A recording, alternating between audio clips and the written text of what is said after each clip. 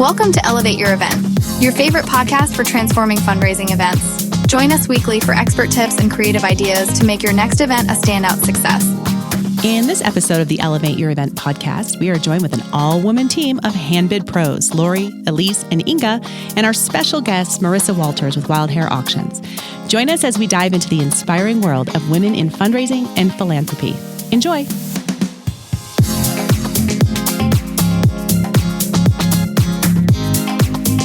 All right, welcome back to the Elevate Your Event podcast. We're glad to have you with us today for a special podcast with only the women representing. So it is Women's History Month this month, and it is also International Women's Day on Friday. So we are excited to have a crew of amazing women here today. Woo-hoo. So today we're going to discuss women and fundraising, all different aspects of women in fundraising. So to get us started, the first statistic I have for today is that statistics are showing that 67% of U.S. and Canadian donors, so not just the U.S., and Canadian donors are female. And women and girls organizations receive 1.8% of charitable giving in the United States. I'm not surprised. No, not at all. No, not surprised. Well, that's amazing. It is funny because when you go to an event and you're like, you are doing check-in and you're giving out the bidder number, and the joke always is like, who's going to get the number? But more often than not, too, you do see the gentleman yield to the woman, right? Yeah. Because it could be the cause that she brought him to, and or he also understands the economics of their household, and that's her passion and where she wants to give. Yep. It's funny you say that because I have my own joke as I check people in. I look at the gentleman, I look at the lady, and I say, we all know who's in charge here. And then I just hand her the paddle. Totally. She's keeping track of all the spending. But the other part of that statistic that's pretty fascinating is the amount of money that's going into charitable organizations. Only 1.8% are going to women organizations, but showing that women aren't just giving to charitable organizations for women.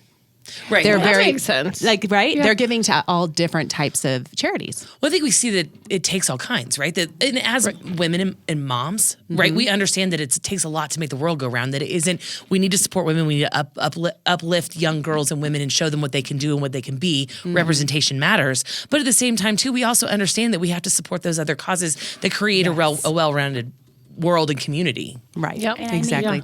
Not to offend any amazing men in our lives, I will be so brave to say that we as women have higher emotional intelligence. James,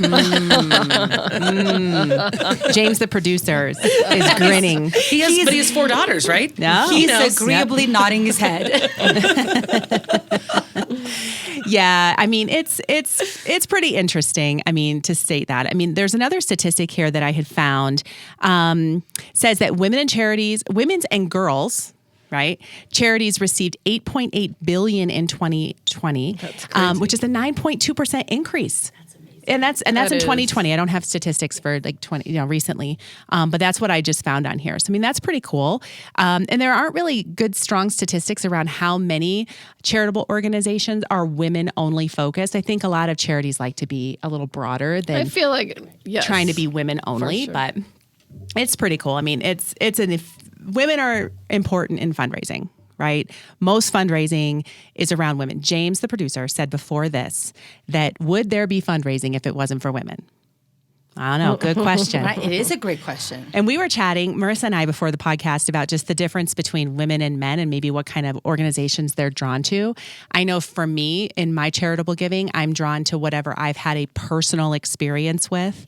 I might know somebody who struggled with something, right? I have to have an emotional buy-in as a woman. Whereas my husband will donate to something that he just thinks is cool. Right. Absolutely. With no experience with it. How about you guys? Have you guys have any like personal experience with that yourself, giving or just seeing things? Marissa's an auctioneer. What do you guys see?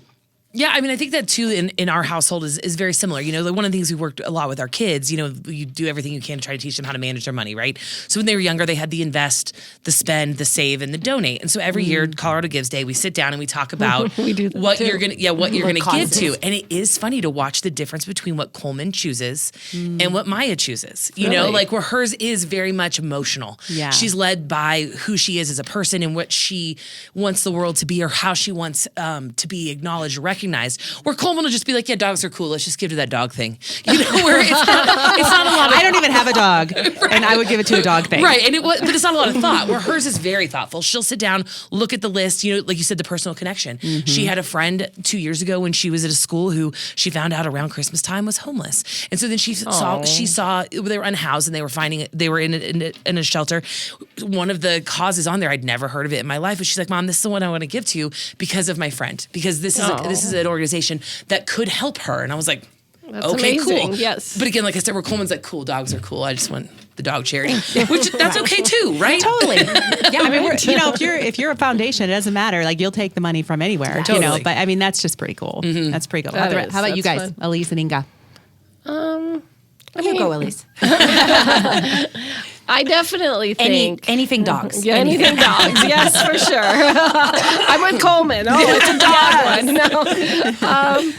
But yes, I think I do want to give back to organizations that I care about. And I mean, I think of some of the really neat organizations that do support women and like, you know, Girls on the Run and a lot of it's a great one. Really supportive, you know, empowering organizations. And I do, like, my heart just wants to support them for sure. Yeah. I love that. I love that. Yeah, I couldn't agree more. For me, it's all about emotional connection. I cry every time I see the commercial on TV when, you know, they ask you to donate to the abandoned dogs. I just turn it off. I'm not even going to say it's almost too much emotion. I know. I cry every time. It's like it makes me suffer. But then I immediately want to grab my phone and donate to that number right there on a TV. Yeah. So yes, it's all about emotional connection. I care a lot about a lot of things, but I feel like it's about the mission and the story behind it. It has to be a story. Yeah. It speaks to you, and that's why you want to give. Men might think otherwise, but I feel like as a woman, that's how I feel. Right. No, I think that's important.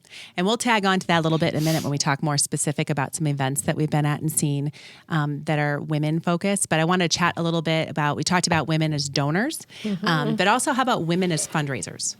The women that work in the fundraising industry. There's so many of them. So many. So much so that I have a statistic. You know me, I like statistics. So there's about 85,931 people that work in the fundraising industry. And I would say this is probably like paid fundraising, because you can imagine that volunteering is probably just outrageous. But the women account for 70.9%. I believe it. 70% of that industry. Yes. That's crazy. I believe it. And we can talk about whether those women are in the executive levels or not. That percentage. I actually think there are quite a few in the nonprofit. Quite a few in nonprofit. Probably more so than for the executive directors. Yeah. And I see a lot of them. Yeah. And you know, Inga and I work on the service desk, and we definitely deal with a lot more women. Yes.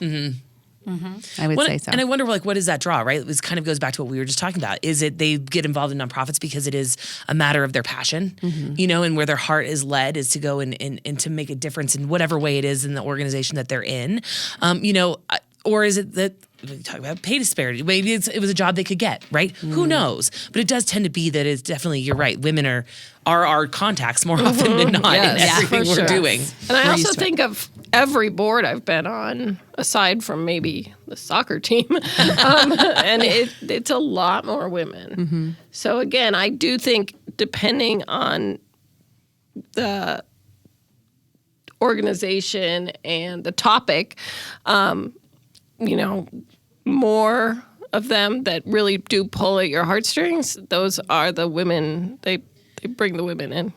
I also wonder, though, if it's like a carryover, though, from like that whole 1950s lifestyle when it was the man's job, right, to be the breadwinner, to go out and make the money, and women were either at home caring for the family, but if they had a certain lifestyle, they had the privilege of going back and giving to their community. Yeah. And so maybe it is like also ingrained in us as like our mothers did it, our grandmothers did it, and our lives have changed and we've become a bigger part of the work industry and the workforce, and we don't just care for families anymore, but we didn't lose that component. Right. And we were able then to say, you know what, my mother gave back, now I can have a job giving back. And so maybe that's kind of also how that came about, you know? I love that. That's I love good that insight. perspective. Yeah, she's so smart. We're so glad she's so smart. I think it's I have my moments. I'm being Wild honest. hair auctions, everybody.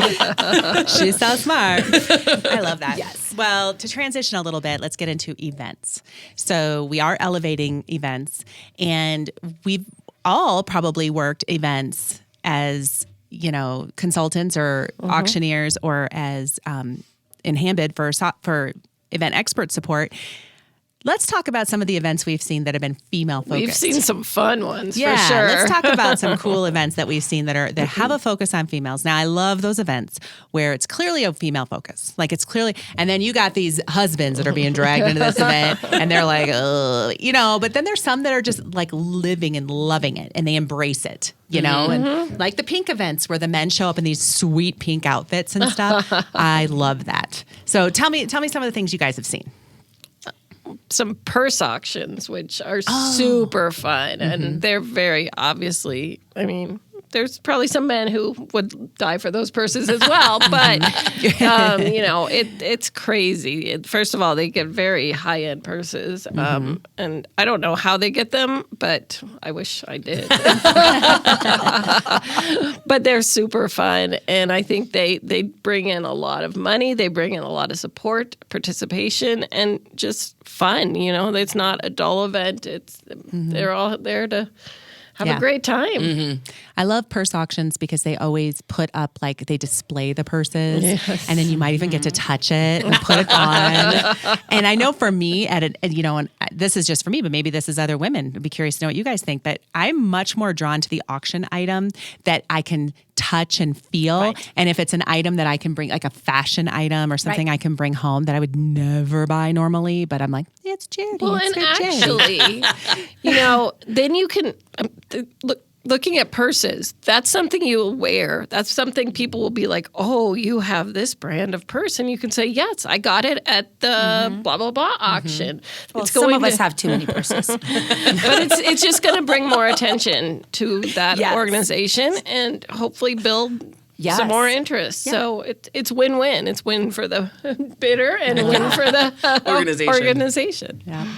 And then there are fashion shows. Those are fun. They are fun. Those are fun if they are successful. Yeah. I am 50-50 on fashion shows. Yeah, they have to, no offense all, they have to be run well. Yes. Yeah, They really do. They need to be run. The one that I work every year, they have the coolest production, the coolest like visuals all behind them, and then cool models. And then they do fashion show in between the live auction. So it's just this super fluid, moving event, and it feels like nobody's just sitting around waiting for a live auction to complete. But it's like, let's auction off this stuff, and then let's do this. It's just really fluid and cool. So, and they always have like topiaries. This is going to be cool. Hang with me. Hang with me. They have topiaries that are made into gowns. That's pretty cool. Yes. Like flowers and.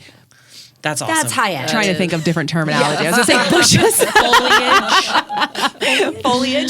foliage works. It's super cool. But I actually did my first hair show.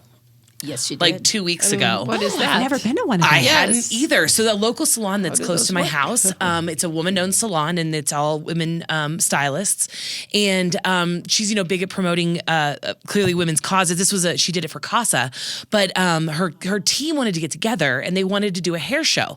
And she's like, well, if we're going to do something, we got to have a beneficiary. So they chose CASA because she actually had been a foster kid when she was younger. So it was a really cool connection, but it was so neat. They had this female designer for the clothes. They were like, it was Nebula was the theme, so it was legit out of this world, and this hair was so cool. So they used people's own hair, but then they had a bunch of like extension stuff. There was this one that was like, this lady had this thing on her head, and I was watching her backstage, and she was just standing there for like 25 minutes. I was like, are you okay? And she's like, I'm okay. I just can't move. My neck hurts. Yeah, but it was super cool to see the expression, right? Because that's not something I would ever think of, expressing in any way, like with hair. So it was a really interesting experience. And to what be about part of. unique fashion shows? I've seen ones with kids and adults, or I've seen ones with dogs. Yeah. Puppy fashion. Elise, if you don't know this yet about Elise, she works all the dog events that she can possibly work. So if you are a charity who has a dog, if you need help, component, She also fosters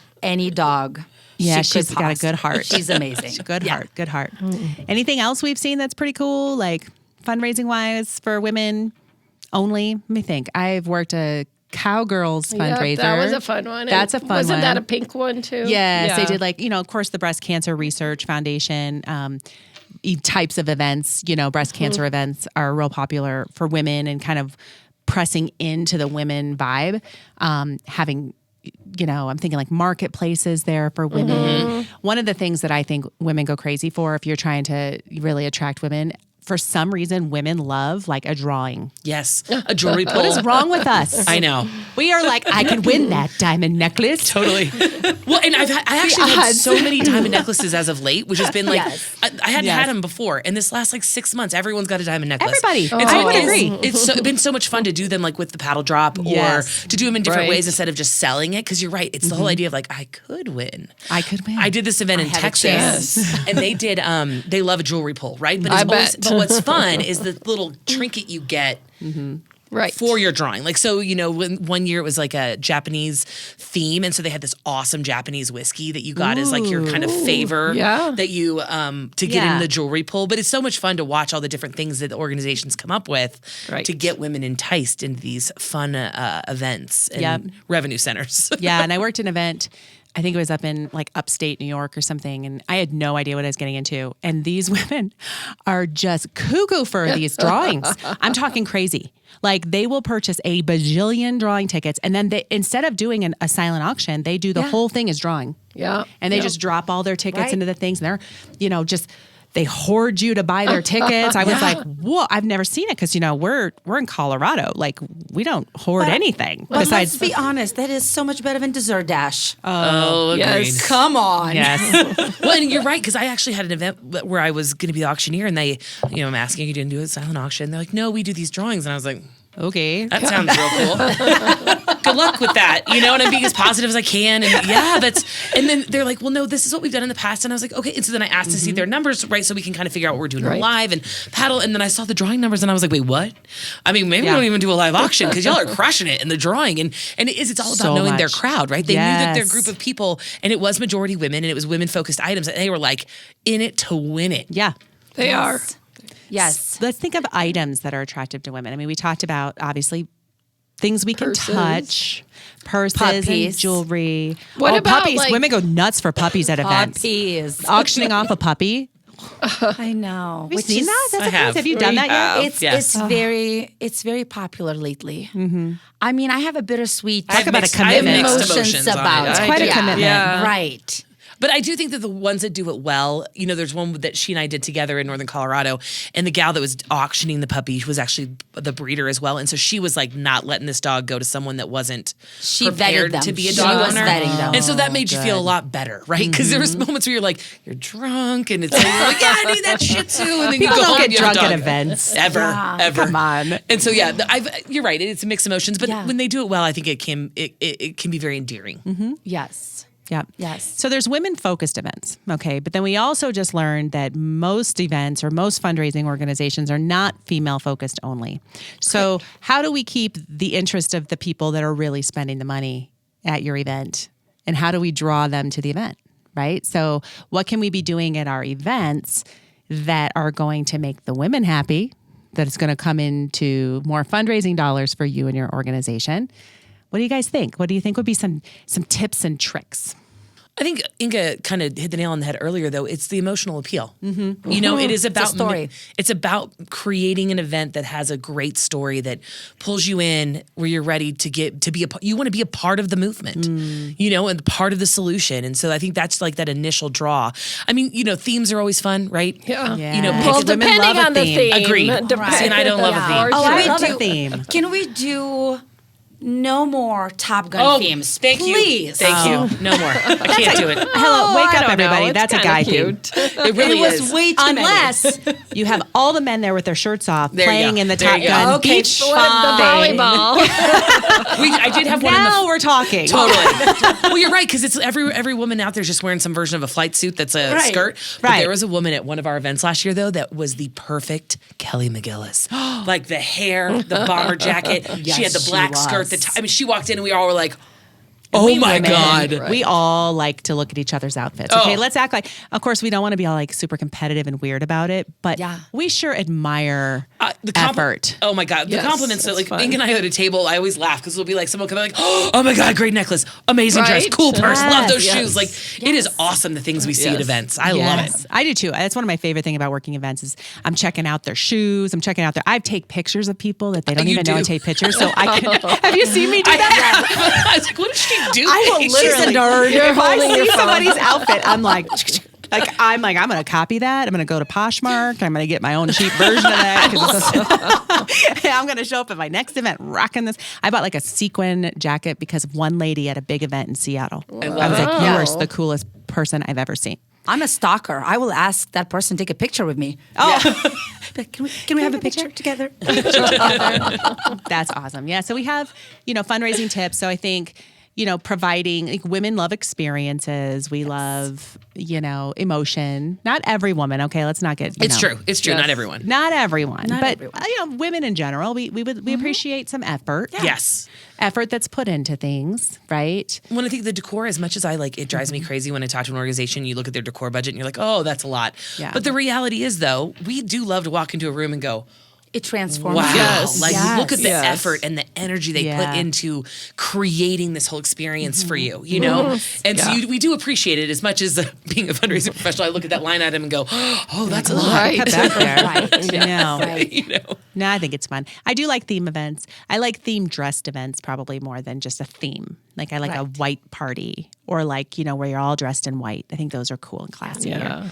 Those kind of the country one's kind of getting on my nerves at this point. What do you guys think? Quite a few of those. If I go to another Denim and Diamonds, I'm like, y'all. Or the variation on that, I can't even think about it, but there's like 5,000. Yeah, and you're like, oh, okay. Yeah, it's another Denim and Diamonds. Okay, that's great. So I don't know, but all right. So what other final thoughts we have? I mean, it's Women's History Month. We're talking about all these cool What do women you things. think? I think of luncheons when I think of women, and Luncheon. yes. I mean, do you think there's a particular time if you're aiming towards women as an audience? Like, are luncheons good? I know we had a colleague in our office. She went to a breakfast fundraiser and was not a fan. It was an 8 a.m. fundraiser. Yes. no, thank you. That's hard. I mean, for anybody tough. who's got a kid, Yeah. Right. I mean, I think it goes back to the kind of what I talked about earlier, though. The world has changed. Back in the Yeah. 50s, a luncheon was perfect to grab a Right. lady's attention because husband was work, kids were at school. But nowadays, most of us are in the workforce, Right. and it's not. We don't have the kind of jobs where we just go, I need to be gone for 2 hours at lunch. right. And so if you're looking for a specific demographic, right? If it is Right. about finding maybe a socialite type audience, then I think a luncheon can be a fantastic thing. But it has to be a very pointed group of people that you're raising money from. That's a good thing to think about. It's a Who really is good your thing to donor? think about. Yeah, who your donor is, who are you trying to attract, And what kind about of event. like the timing? Like, I personally do not want to go to a super long event. no. Right. I want to get there, give them my money, win a few things, and be done. I mean, I'm pretty good with just not even going to an event and just sending them the money. Totally. I mean, unless it's a special, like unless there's you really have to draw me out to get me to go to. I mean, probably because I work so many. I know. Right. I mean, when you're going to events so often, you're probably like, Yeah. events.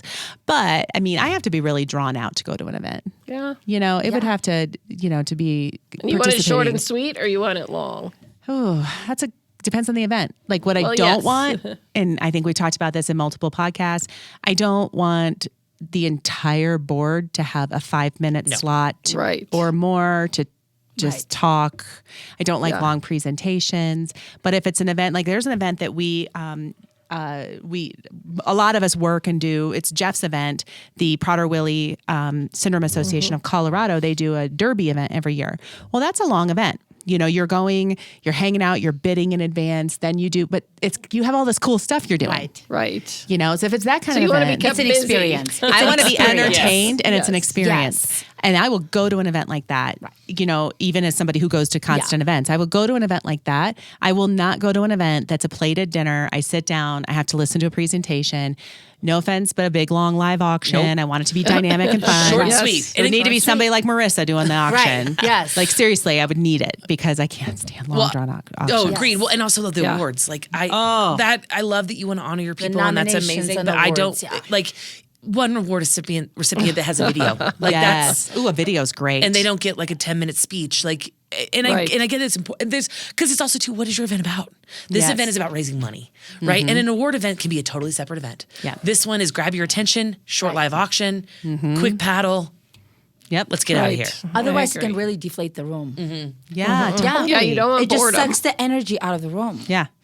I mean, all four of us are telling y'all this. I know. If you need advice, give us a call because we'll tell you. I mean, it's true. Like we run these long events and you're like, "Ugh." Unless, like I said, you're having like a concert or you're doing like this whole like sports-based event. Yes. That's awesome. Like a multi-layer experience. Totally. But that's a good point, though. It's a matter, too, of like, because a lot of times people will try to plan that after thing that you're like, your people are done and it's a waste of your energy, time, and money. Nobody's staying. And so, like, exactly. So, like, a concert with a headliner, that's a big deal, right? You're going to go to the Leukemia Society and stay for whomever they have brought in because it's going to be a big name.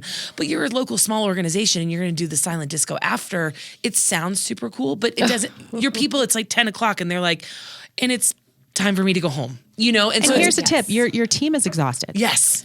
Okay, that's like that's like planning a wedding.